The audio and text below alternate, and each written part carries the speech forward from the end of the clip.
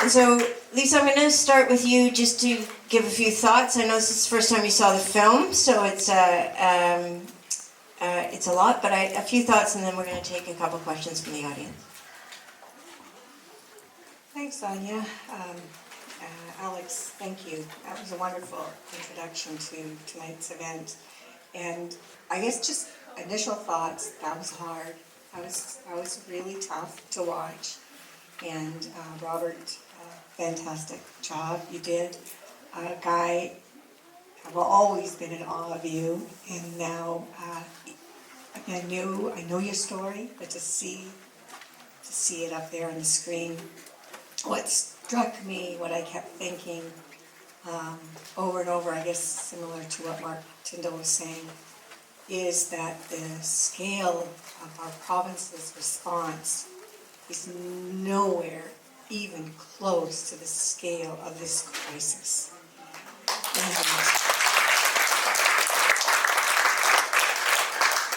And when I was chief coroner, and I would get up every month, and purposefully, we did that purposefully because we wanted to keep this tragedy in the public eye, and we wanted to keep reminding the government and those in a position to make change that this is not getting better, this is not going away. 6 people are dying every single day, and we continue to see all of these years later, since the public health emergency was first declared in 2016, 6 people dying every single day. And quite frankly, there's been virtually no response by our government, sadly. Take Home Naloxone is a great initiative and has certainly reversed toxic drug events, and we would see many, many more deaths but for that. But in terms of stopping the harms that people are experiencing, the toxic drug events, the continual ambulance calls, the thousands and thousands of ambulance calls that we have in our province every month, the 2,600 deaths that our province experiences every year. More than 14,000 have died. People have died since the public health emergency was declared, and we have made recommendations. Various groups have made recommendations. Chief among them being decriminalization, which was supported by the Canadian Association of Chiefs of Police, federal panels, provincial panels, our own provincial government select standing committee on health, until it got a little bit uncomfortable, and then ripped it right back to just throw people in jail if they're making us feel uncomfortable. At the same time, and I could go on all night and I won't, that we are seeing alcohol being promoted. Vancouver recently just another $1 million of budget so people can drink alcohol in more places, bring their own alcohol places. And the hypocrisy is very, very troubling. So, this isn't the conversation for that tonight, but I think this is a fabulous, fabulous reminder, this movie, about how deep and how catastrophic this crisis is. It's impacting every community in our province. It is the leading cause of death for people in BC from age 10 to 59, amongst all other causes of death. And it is not getting better. And hopefully, I don't know how many more places this movie can be shown, but people need to know what's happening. So, thank you.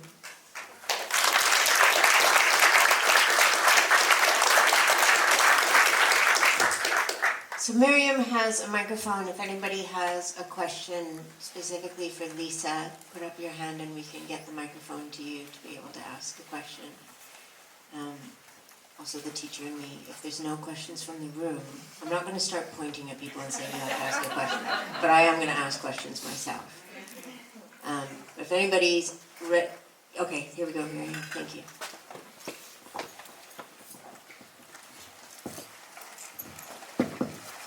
Hi, I first of all just want to thank the organizers for putting this together.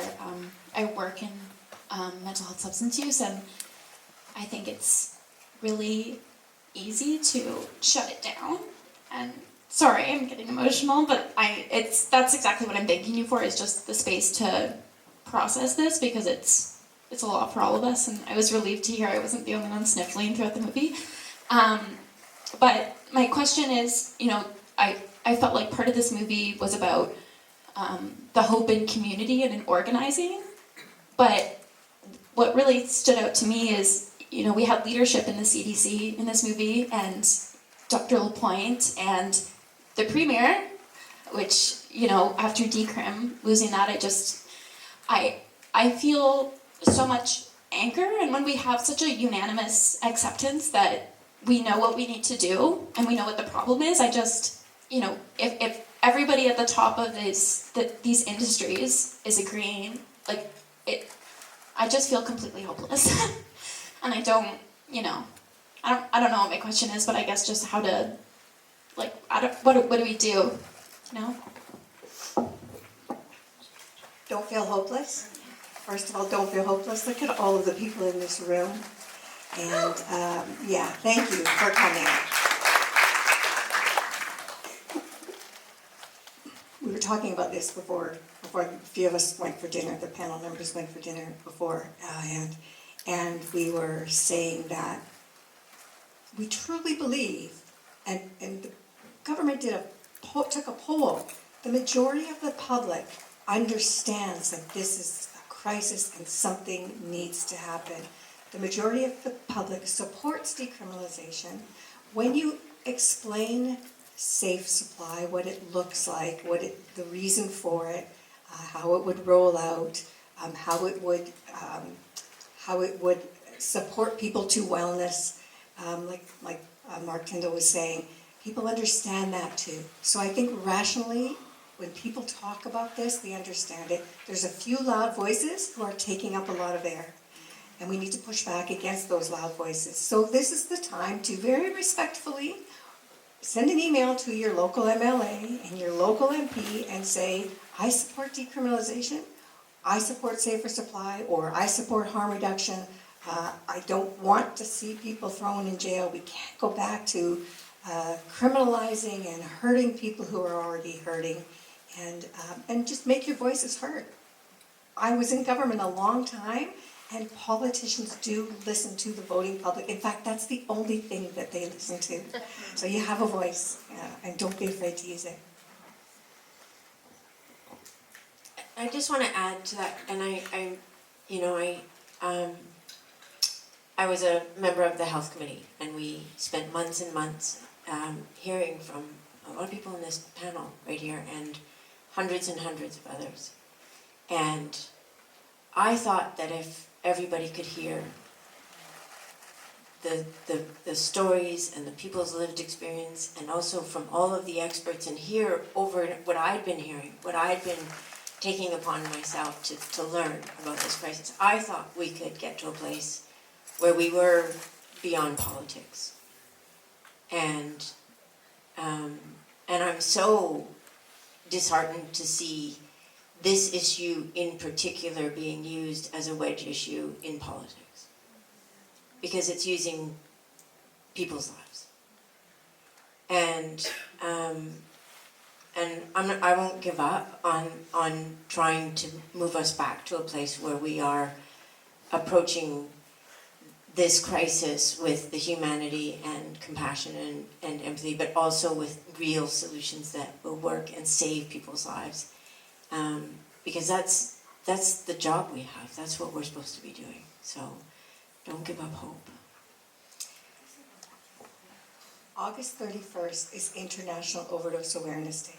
And Moms Stop the Harm do an event every August, and sometimes 30 people show up, and sometimes 40 people show up, and it's a bad time of year, people are away, but go to that, look it up, go to that and tell all your friends to go, because hundreds or thousands of people on the legislative lawn or wherever they decide to hold it this year, that makes an impression, and that's where you can really make a difference.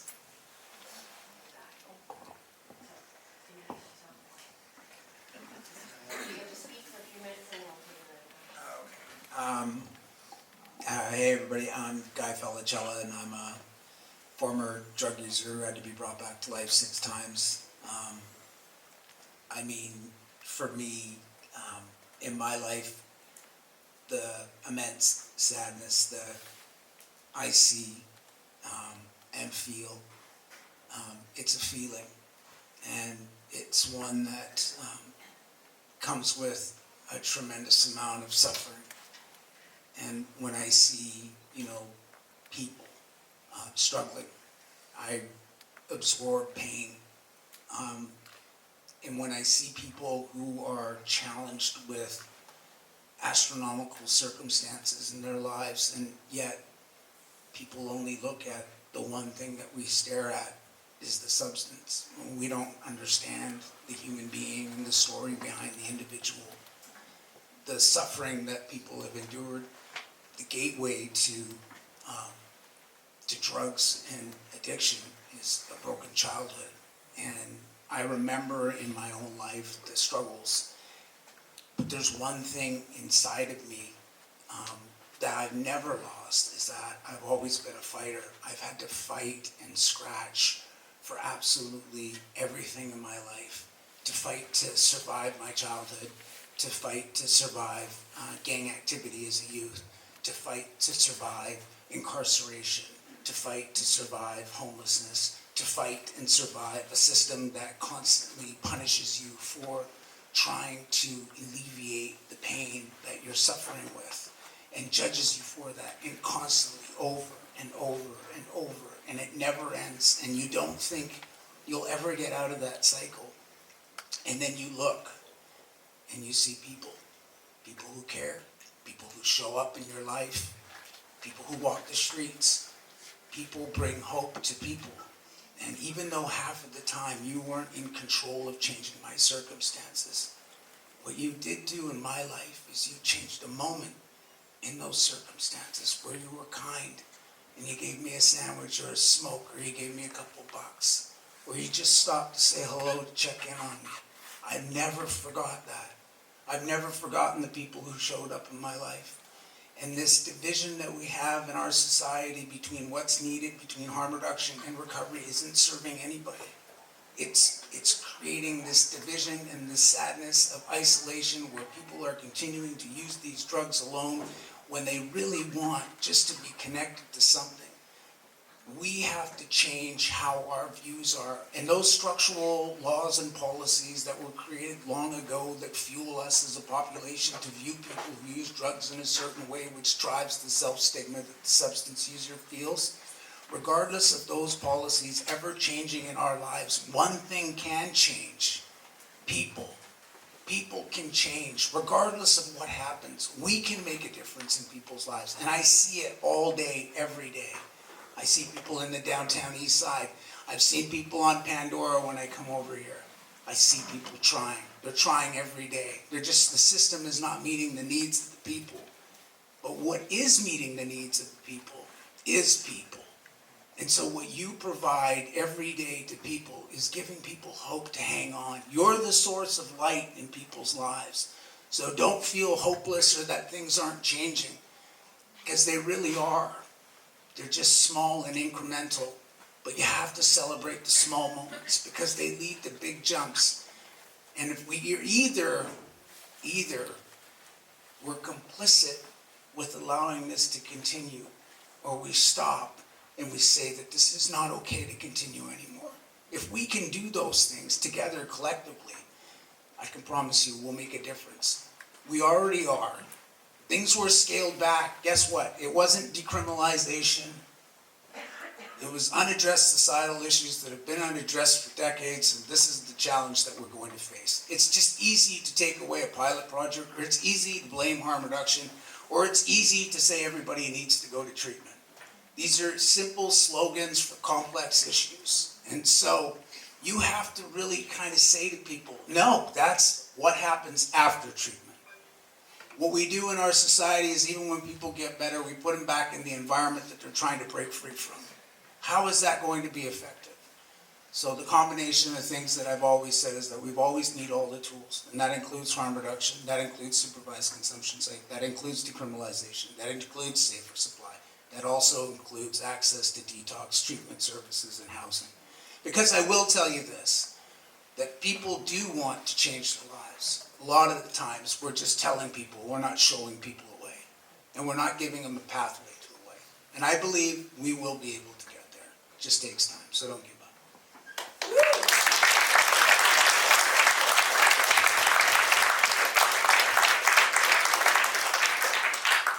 Does anybody have a question for Guy? That, yeah, I see a hand back there, Miriam, thank you.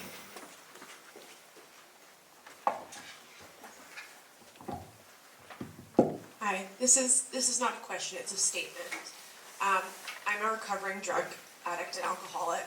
I moved here from the downtown east side 8 years ago. On June 14th, 2017, I overdosed on my parents' front lawn from fentanyl.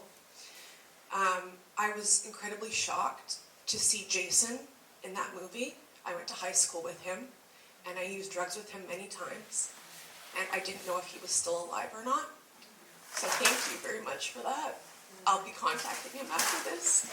That was extremely inspirational. Thank you very much. He's alive and he's doing well. I'm really glad to hear that. And he's got a new baby, I saw that. a healthy baby. There's the hope.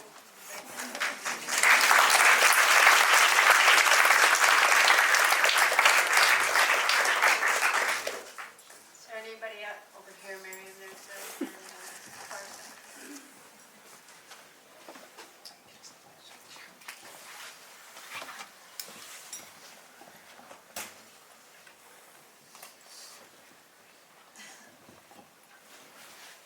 Hello everyone. I'm apologize. I have for my English, my second time. My question for Guy. In the film, he mentioned the relationship with his father and the top love. I am the father of 2 boys, and I was brought up by 2 strong women. One of them was very tough on me, and I loved her, my grandma. My question for him is, I have made a lot of mistakes with my boys, thinking I'm giving them tough love. So my question for guys is, for young parents, or if he can have his father, and now as a tall, bulky, strong man, that he's not scared anymore. My question is, what will you tell your father not to do, or what to do to by help to prevent to fall for other things that, like drugs, that can help you numb the pain that your father might have caused you. So what will you tell your dad if you have the opportunity? And I will like to see that, so in a way that I can keep providing that love for my boys and bringing up like a straight up man and strong. Yeah, thanks for your question. I do, actually, I did reconnect with my dad. I do have a relationship with my dad. My dad speaks fluent Italian. He doesn't speak English. And I don't speak Italian. I understand it, but little bits of it. When we did get back together, I hadn't seen my dad in about I'd seen him over 4 times in about 30 years. And during COVID, my cousin, who I hadn't seen in 30 years, contacted, because she saw, I think it was something on Global where she saw my family, and so she reached out. We went over to her house, and she met my wife and my kids, and then she said, like, hey, I just want to let you know that I help your dad, and he says he's really proud of you. And my wife described it as like, I went white as a ghost. It looked like somebody just punched me in the face, and that I was just shocked. And so she said, obviously I didn't want to bring him here because I didn't know. And anyway, we reconnected. But my dad's never apologize. He doesn't know how to apologize. He said that he's proud of me, which is an apology. That's how Italians, depending on which culture you're in, but saying that you're proud, that's him saying that I'm sorry for what I did. But we haven't had a conversation about, I go to therapy, so that's where I've dealt with my issues. But what I've seen with my dad is how he hasn't said anything, but how he plays with my 3 kids and how they love him. And when I see him on the floor playing with their cars and patting them and the kids are crawling on his back, I look and I say to myself, that's the dad that I wanted. But he's now being that person to my kids. And so who am I going to keep this, resentment inside? I found in my life that I drank poison, a lot of it, to kill everybody else, but I was the one that's suffering the most. And so for me, what I do with my kids is, I've just learned a lot through the process of therapy, because it was a big fear in my life that I would pass that on, because, hurt people will continue to hurt people. And so the big part is that I went to therapy because I was so scared that I would turn out to be a byproduct of what I went through. And, it took a lot of work and a lot of hard work, and it's ongoing. And, one of the things, the gift that I get out of it is that my kids, they just run me to the ground and love me. And so for me, I just want to be a role model to my kids. I think even on all the stuff that I do, the real stuff that means the most to me is my kids. And I think anybody in the room that has kids knows that feeling that, you love them. And my kids have diagnosed learning disabilities similar to their dad. And the difference is that they still struggle with the low self-esteem, but however, they got a supportive mom and a supportive dad. And it's a massive different environment than what I was just told, that I'm some loser or I'm stupid. So that's just the difference is that, kids are gonna challenge you. My kids don't listen to me half the time. My kids laugh at me half the time. So I just kind of laugh with them and be like, I'm just kind of the Disney dad that, my wife just says like, oh my God, he's like the kids. My wife will describe me as, I'm her first child. So she was the real one that taught me how to live. So I didn't know how to do it too well, but thanks. I hope that helps. Oh, and no introduction.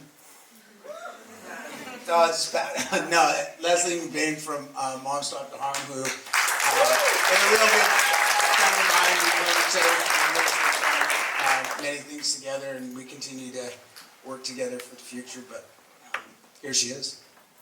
Thanks, Guy. Thanks, everyone. Well, I don't feel like a panelist. I feel like an audience. I was super triggered. I don't know, that's not the right word, but I still have a lump in my throat from watching. I have notes because I'm known to go off on rants and go way off topic or whatever, but so I think I won't use my notes. I have a few friends out back there who will tell me if I'm ranting and going on. My son died in 2014 of a prescription drug overdose. So he died really before, I don't know if he ever used fentanyl.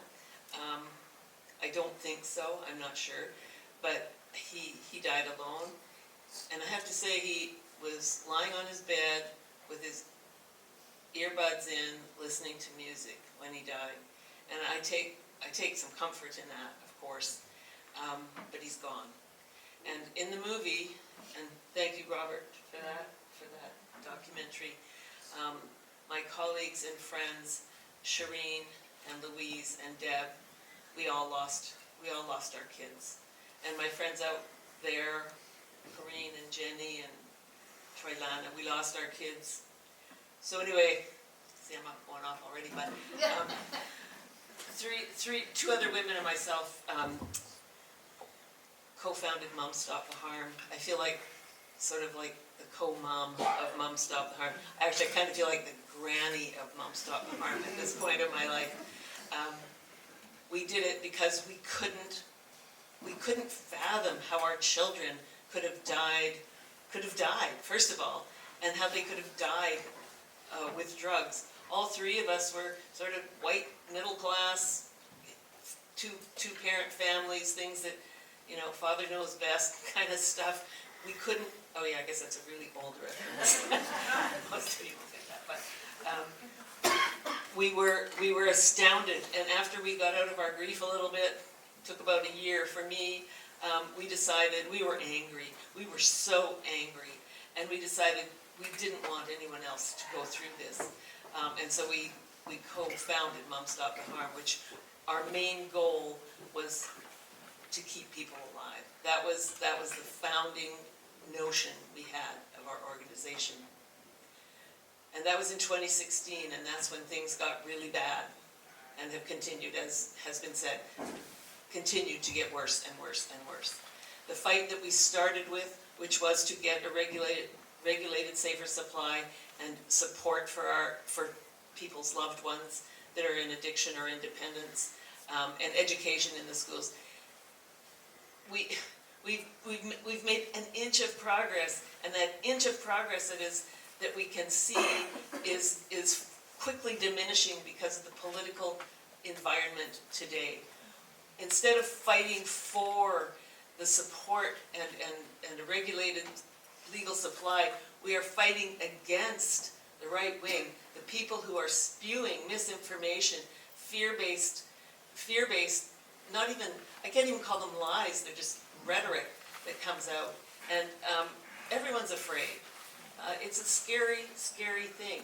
But we find ourselves now being on media and writing letters and being in committees and being in groups to try and fight against this rhetoric so that our progress can continue.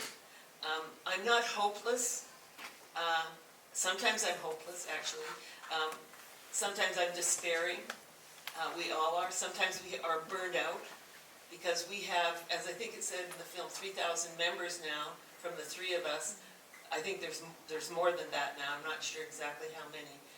But we don't want our membership to grow. We want it to stop. We want to not have to do this anymore. And the only way that's going to happen is if governments on every single level pivot. And I don't see it coming. I see us moving away from that. There has to be different funding priorities. There has to be a courageous leap into widespread, low barrier, low stigma, safer regulated supply. There has to be more detox centers. There has to be more addictions doctors. I mean, we need more of everything, and that's not just in BC. It is across the board, across Canada, the US, and actually globally. We are the government. We have to remember that. We have to remember that we live in a democracy and that we can change things. This is not how Canada rolls, you know, letting organized crime deliver the medicine that people are needing. I don't know what else I had written down here, but you get the idea. It's all been said. But I think if I want to leave you with one message, it is this. Every single person in this room can be a hero. We're all in the position where we know what's going on out there. We know why it's going on, which is political cowardice in my eyes. We know that we can change this. So in order to be a hero, all you need to do is read the articles, educate yourselves on a deep level so that when you have that conversation with your neighbor, with your family members, with the person in the grocery store line. I do that. You don't want to get behind me in the grocery store line. But people actually approach me in the grocery line too. But what you want is to have your reply in a gentle and respectful and compassionate way to the questions that people will ask you about diversion of drugs and why give drug addicts drugs. What is the government thinking? Have your responses ready in a respectful and fact-based, evidence-based way. And you can and everyone should carry naloxone, even though naloxone isn't very effective every day in every way these days because of the horrible poisonous toxicity of the drugs. But it's a statement as well, and you might have to use it. I have so many stories to tell you, but I'm not going to go there. I'm going to pass it off to Corey. Well, if you have any questions, I'm happy. Yeah, and go to our website if you are suffering yourself, if you are grieving, if you have lost someone close to you or someone that you're grieving for.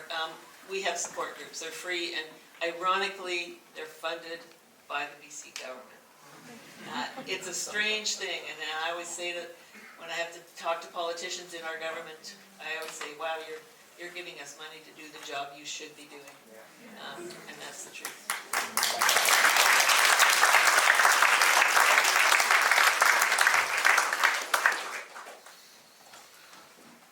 Hi, thank you, everyone.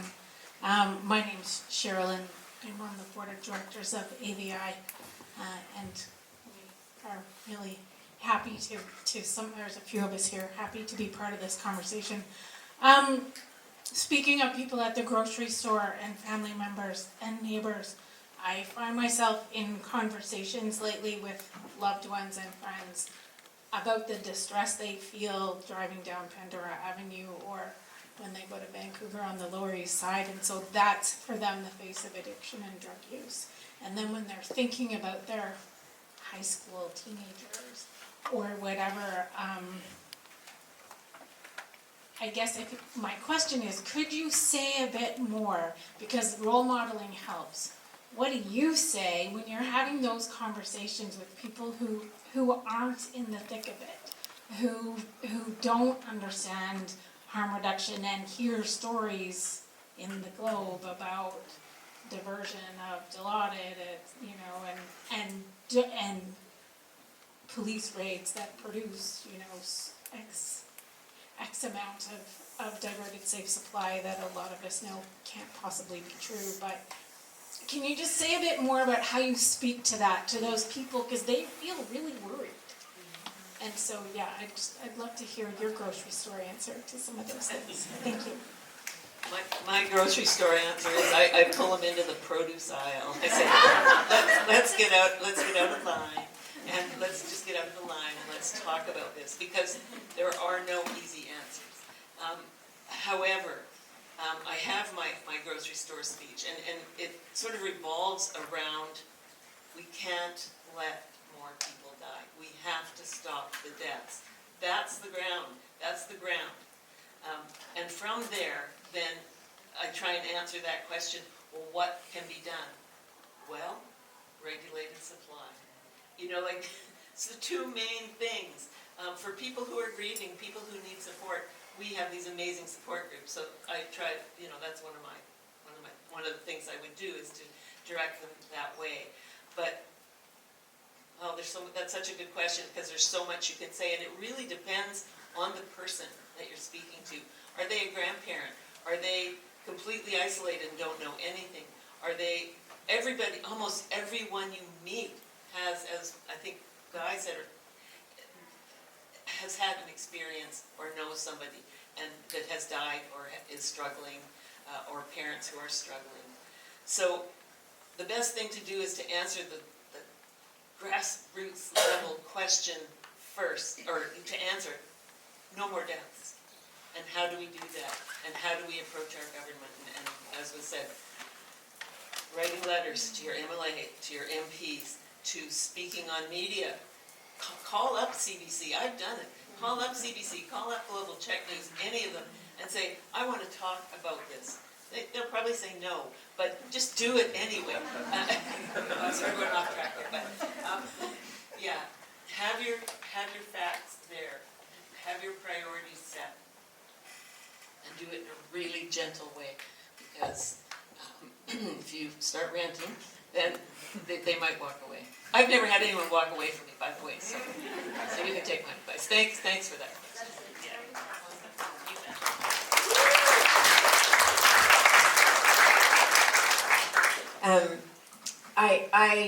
I think that was an excellent question, and I'm constantly faced with that question, because existing in some part of the political sphere that nobody else seems to be left in anymore. But for the Pandora Street and the homelessness, there's a figure that just came out in a BCG report on housing. And between 2016 and 2021, we lost 100,000 affordable units of housing in BC. So that's a failure. And I think it's really challenging not to conflate poverty and homelessness and the drug crisis and and everybody wants to just mash that up into one.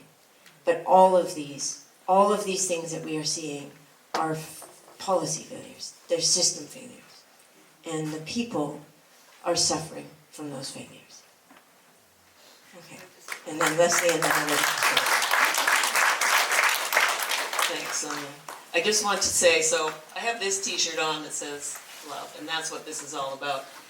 My friend over there has a t-shirt I almost wore, and it says, "Don't fuck with the moms." And then the gentleman next to her, and I can almost see you there, said, actually, they're kind of the same thing. You know, it's don't mess with us, because we're going to do it anyway. And why are we doing this? It's because of love. And I'm ex-hippie.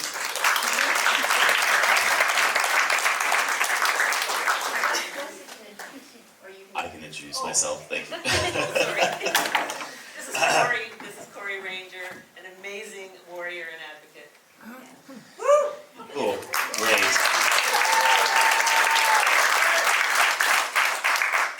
I spent this whole time watching everyone speak and pass the mic down, fully knowing that it was going to get to me. And I'm nervous, but the lights are so bright that I can't see you anyways. And, you know, I'm gonna be meandering in this, but I hopefully will come to an important point here. And I wanted to start with the grocery store speech, and your reflection on the fact that people are afraid when they drive down Pandora, and it's you know, implicit in us to try to push back on that fear, but I would challenge you not to. That it is scary what's happening on our streets right now. People are very afraid. They're conflating it with, you know, being afraid of homeless people, which is wrong, and that's attributed to the media and to the opportunistic politicians who are choosing to perpetuate those myths. But it is scary what's happening on our streets right now. We have multiple colliding public health crises. We have a homelessness crisis that is getting worse and worse. We have an affordability crisis that's putting people who do have homes at risk of losing their homes.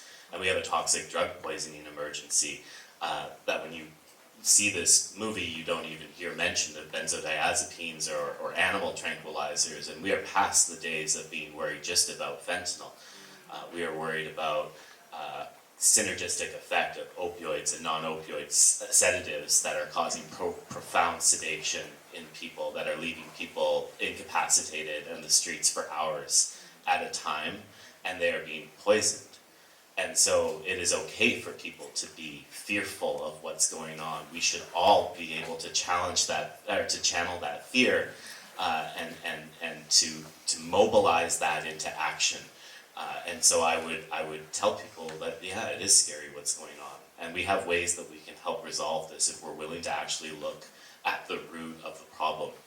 I'm a nurse.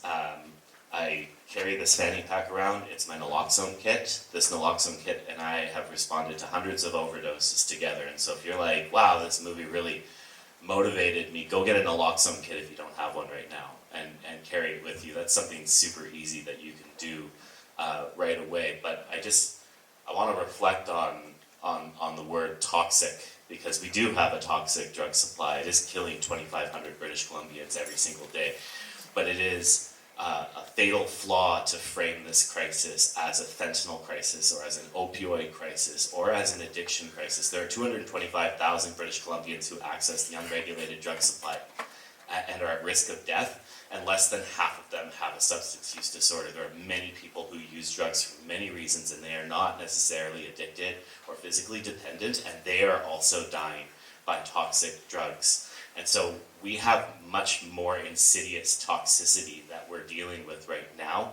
And that insidious toxicity is toxic drug law that is pushing people to use alone, that is pushing people to not seek out help and support when they need it. And it gets even worse than that because we have people who are choosing to use this as a political wedge issue, who are choosing to sensationalize drug policy and the overdose crisis as a means to get votes, to get into power, and to retain that power. And that is what's wrong right now.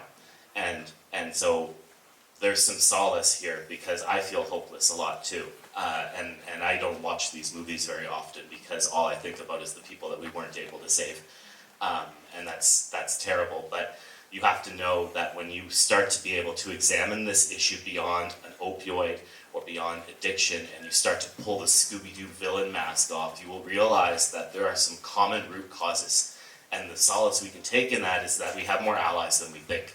The people who are attacking people who use drugs are the same people who are attacking trans kids, the same people who are perpetuating racism, and that means we have more allies than we think, and we need to start showing up for each other so that we can gain solidarity and we can push back against things that are killing our loved ones.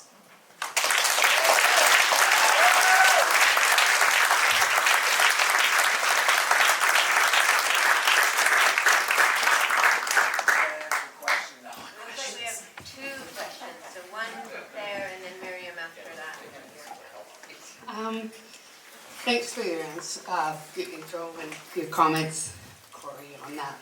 One of the things that I get concerned about in just overarching issue, problem, is connected to recently with the University of Victoria and the death of a student there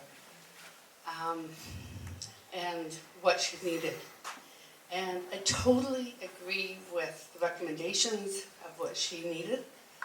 However, it just feels like we're putting so much money into the response at the lower end of the stream instead of like going way upstream and looking at our educational system, looking at regulation, and that we're spending a lot of money at the bottom end.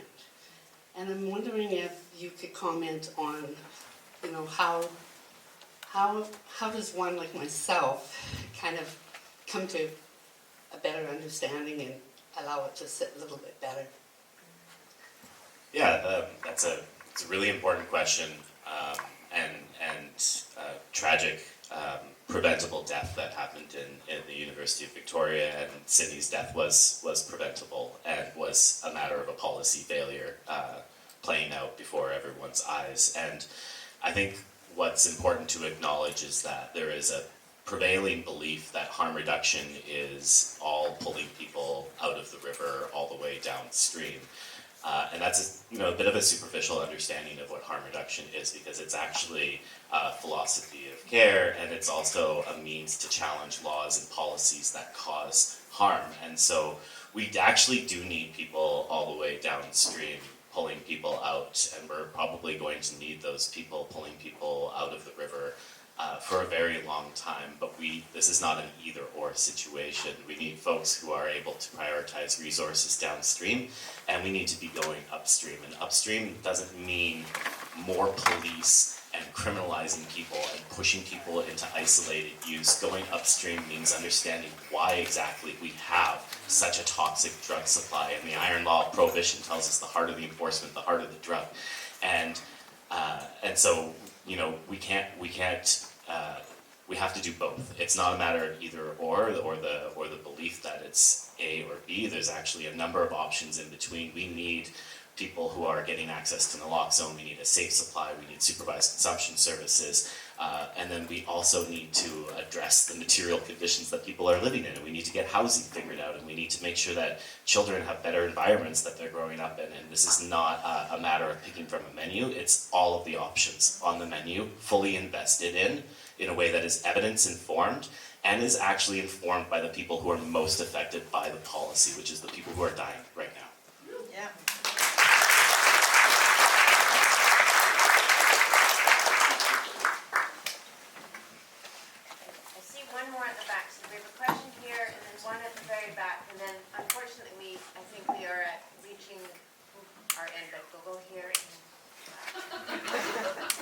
So, as a grandmother of 4 young, beautiful teenagers, I still feel, I want to say, just don't do it. I still want to say, what else could we do? How else could you fulfill the need that you're feeling when you feel it? Could you reach for something healthier? Could you reach out to somebody? Friends, family. I still want to say to them, don't. With the increasing horrifying, I'm sick tonight. I'm sick. With the toxicity so dangerous, don't go anywhere near it. How are you gonna, I don't know, I just don't want them to ever, I don't want to say to them, prepare yourself and find somebody that you can trust. How do you even know you can trust them? It's just too damn scary. Yeah, I have 3 kids under 10. I reflect a lot on that, and I also remember my first week as a nurse working in harm reduction, and I thought I was like super comfortable with everything, and the first person who came in to see me was a young person, like was a really noticeably young person, and it turned out I wasn't comfortable with what I was seeing, and I kind of like stuttered a little bit and I stammered, and the person thought that I wasn't going to help them because they were young, and they turned around and they walked away, and they said, screw you, man. And I stopped him, I chased after him, and I apologized and talked to him, and eventually was able to connect him to support and connect him to care, and still provided him with safer use supplies and with harm reduction supplies. And what I learned at that moment was that me telling this person, you're too young, don't do it, please stop, wasn't going to stop him from using. If I had taken that approach, it would have led to him using alone, it would have led to him potentially sharing needles, it would have potentially led to significantly worse harms. And we need to think about that when we're thinking about our children, because they are exposed to an environment that we're not familiar with, that's changing on an everyday basis. What I grew up in is different than what they're growing up in, and at the very least they need to know that when things go bad, there's someone I can go to who's not going to judge me or not going to punish me, and that's what I remind myself when I deal with this discomfort, because I think about that all the time with my kids, and I think that it's easy to say things and then it's really hard to actually put it into practice, and so I sit with that discomfort on a regular basis, and I applaud you for doing that as well. It's actually okay to educate your kids on what's out there. That is vital. Like, you can educate everybody on the catastrophic impacts of the toxic drug supply. And one of the simplest conversations that's easy to start with any kid, it doesn't have to be complicated, is that, do you know that British Columbia is in a public health emergency where, sadly 6 people die today of unregulated toxic drugs that are on the street? And then see what they know about it. It's good to have those engagement pieces, because then kids are aware of what's going on in their community or society, and they are making actually pretty good decisions. I've spoken in over 100 schools. The majority of kids aren't using drugs. They're struggling with anxiety or depression or social acceptance or sexual identity. There's so many other factors that are going into it that they're struggling with. And so able to let them know that it's okay to not be okay. To try to, make healthier decisions so that they don't want to go to the drugs. And so, the kids are actually all right for the most part. I just think education is vital instead of stigmatizing people. Yeah, the part for me that's really helped a lot, kids, when I go in, do a talk, I have a lineup of kids that want to talk. They reach out on Instagram, they contact me every couple weeks to say how they're doing. You build these relationships of trust with them. And a lot of the kids, I had one kid that just broke down in tears because she related to self-hatred. That's something that I grew up with, because I just felt like I was no good my whole life. And she related that too, and she said, I don't know how to reach out to people, Guy. And I reminded her, I said, well, you're doing a good job right now. And you've got to go back with positivity to people, because people are so negatively impacted by the assaults in their mind that they don't see the positivity of the things that they are doing. And so when you allow people to have a space to be positive and to say, hey, you know what, man, you get up every freaking day and you try. You try. I wasn't even in a capacity to try. I was like full throttle, let's go, burn the town down. You're at a way better place at 17 than I was at 40.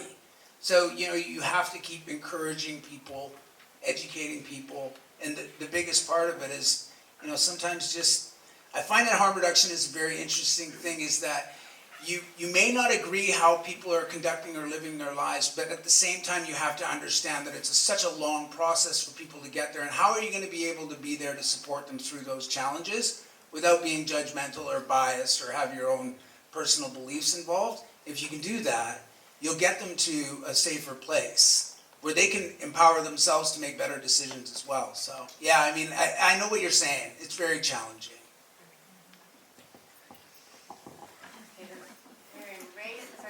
You got one more question. Way back. I'll have to take your word for it. It's hard for us to say. It's a brilliant, bright light. My poor friend. Gila Kesla. My name is Bernice Camano. I am from the Quaquaw Nation, and on my mom's side and my dad's side, I'm Helsing. First of all, I'd like to thank you very much. I didn't know what to expect.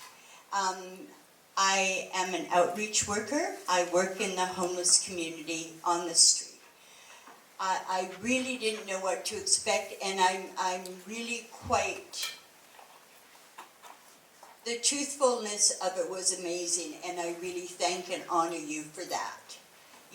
Because one of the things that I know for sure is that the people that I work with,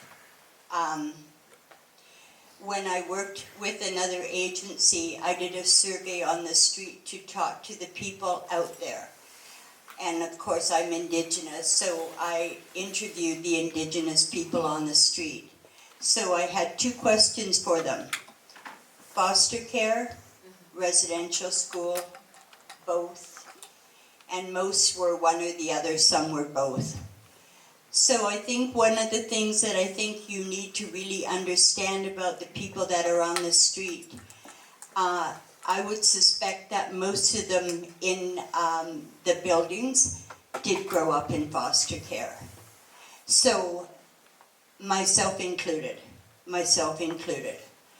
So one of the things that I had a conversation with BC Housing, a new director, and we have housing called supportive housing. And I'm actually here to tell you that that's not real. That's not real. For me, supportive housing is working in a building where there's a clinical therapist, where there's a social worker, where people can talk about the trauma that they walk in. Because my mother was a heroin addict on the streets of the downtown east side. And I always feared drugs. But that didn't stop me from doing the other DOC, which is alcohol. And my children had to grow up with me being their alcoholic mother. But one of the things that I lost my brain, my poor brain cell is dead on me right now. But one of the things that I really want people to be aware of, I know what I was going to talk about. So, I did have an opportunity to do drugs one day, like serious. I always stayed away from it because my mom was a heroin addict, so I figured if I just drank whiskey, that's okay. But I actually did do drugs one day. And I thought to myself, oh my God, it was the most amazing experience I ever had in my entire life. And I thought, okay, that's it, we're done. We know what that. But what I want you to understand about that experience is that was the first time in my entire life that I was, elated, that I felt good. and growing up in trauma as a little child and never knowing what that feeling felt like was what my first experience with drugs are. So when I talk about housing as being supportive, we really need to look at what does that really look like. So I have a fellow that lives in one of my buildings, and he's on the SAFER program. And I want to share with you that this young man said to me one day, he said, you know what?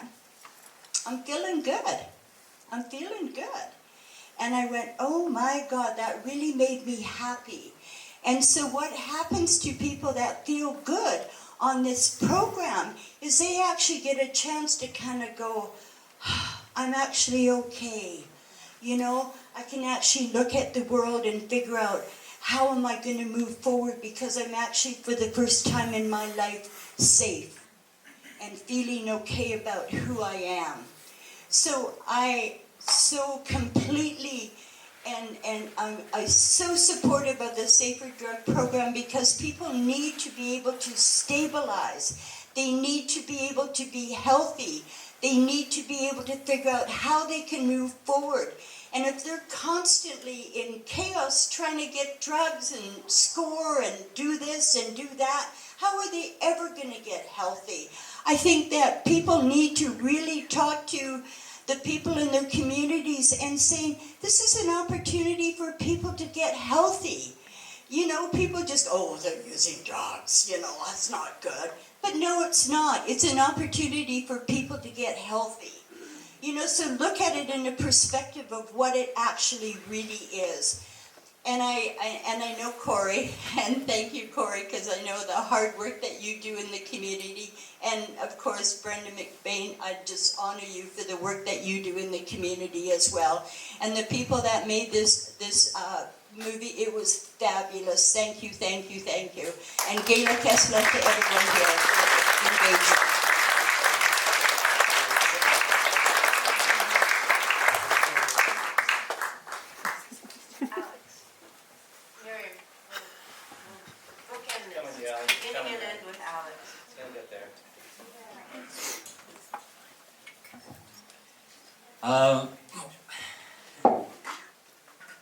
Yo, again.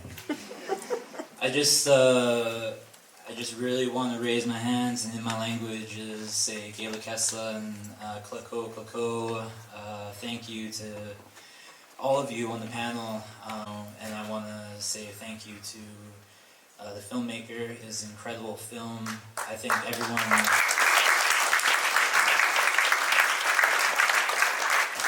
I wasn't sure what to expect from this night, but I really do want to walk away from this and encourage everyone I know to watch this. It's a very important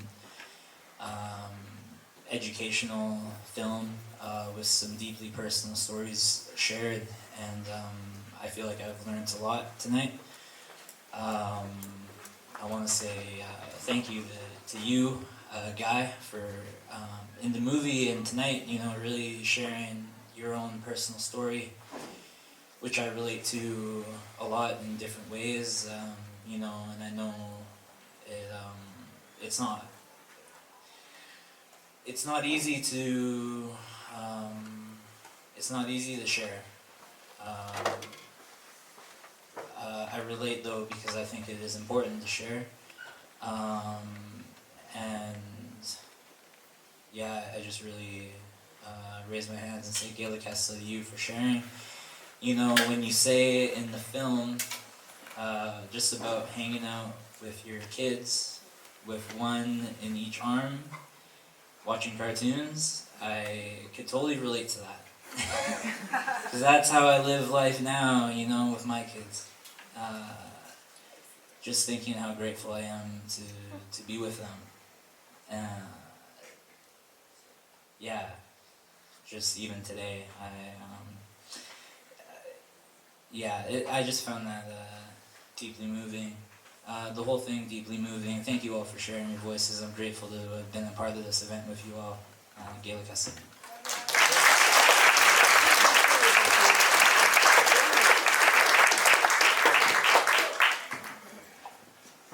Do you have anything you want to? I'll just say one thing. Okay.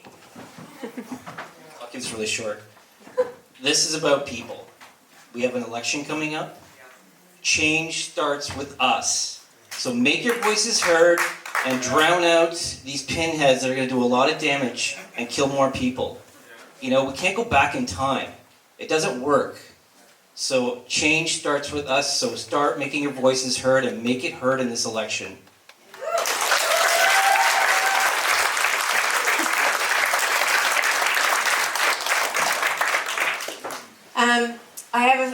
I just want to thank you, Alex. Thank you, all of you, for such a really inspiring and helpful conversation. And thank you, Jojo Beatty. Jojo is our press secretary. And Jojo was the workhorse that made this event happen. Our staff here from the BC Green Caucus, there's Sarah, Emily, Rose, Katie, Miriam with the microphone. Am I forgetting anybody? And Amy. Amy with the phone. And Laura. Thank you. This is why they all help me. But I just want to say, like, we don't do anything alone. And I think that's the message of tonight. And you coming this evening means a lot to all of us. And I think what we ended with there is we can't let the anger and hatred and punching down be the driving force of this conversation anymore. We have to resist that, and we have to work from a place of finding the humanness and the humanity in everybody, in all of ourselves, and in insisting that we make a safer and more caring world for everybody. And that's the work that we have to be committed to. So I thank you all for coming. Thank you all. Thank you.